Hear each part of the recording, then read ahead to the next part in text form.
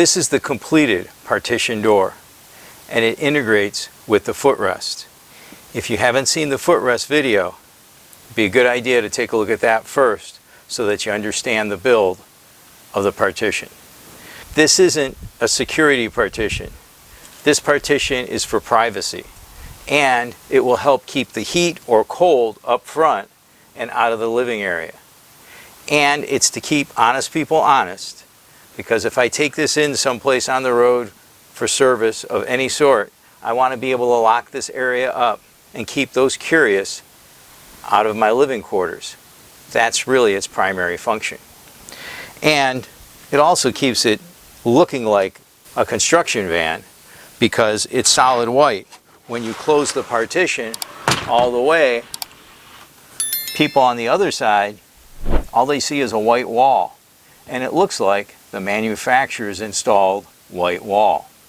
So it keeps things private and kind of stealthy. So how does this partition work?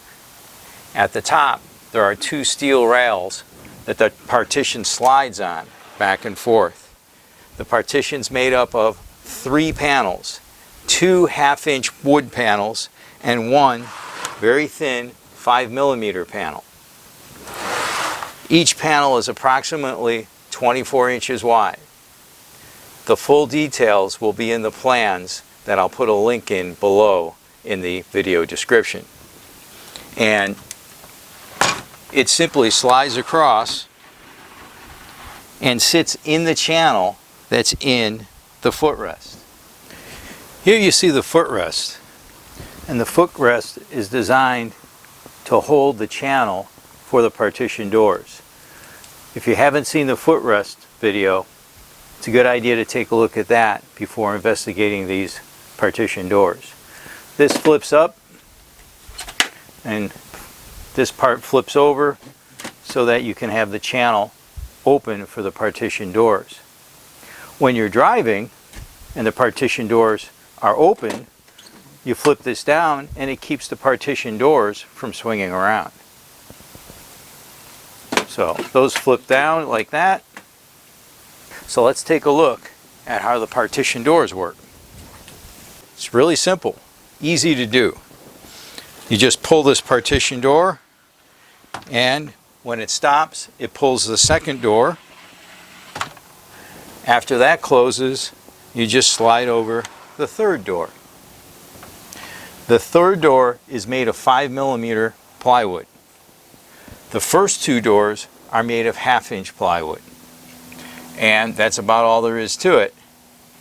But the trick was to take and use some PVC, it's solid PVC board, and cut it so that it would house this 5mm piece of plywood.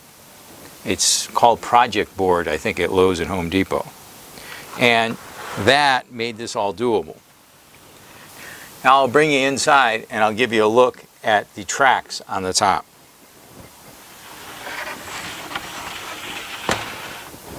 Come on.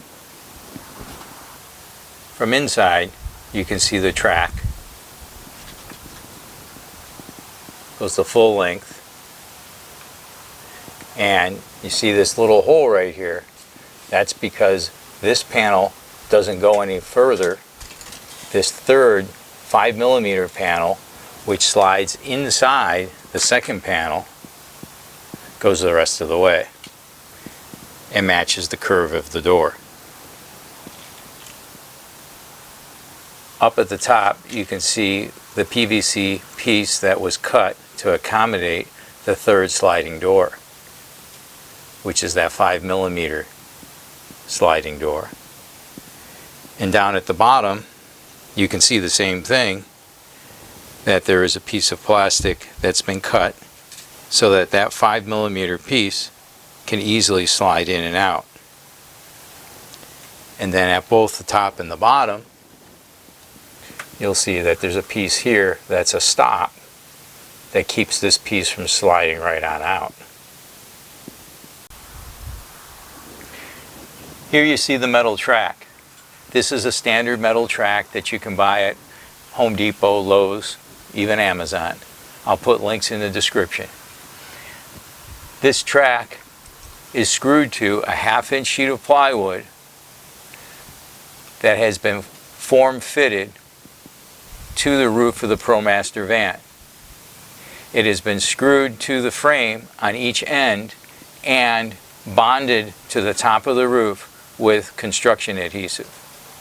Before doing that, I roughed up the paint to make sure it would bond securely. That's the key, is to have this track.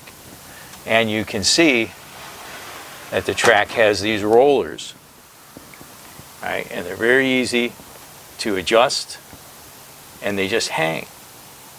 And they've been on here for more than a year without any problems.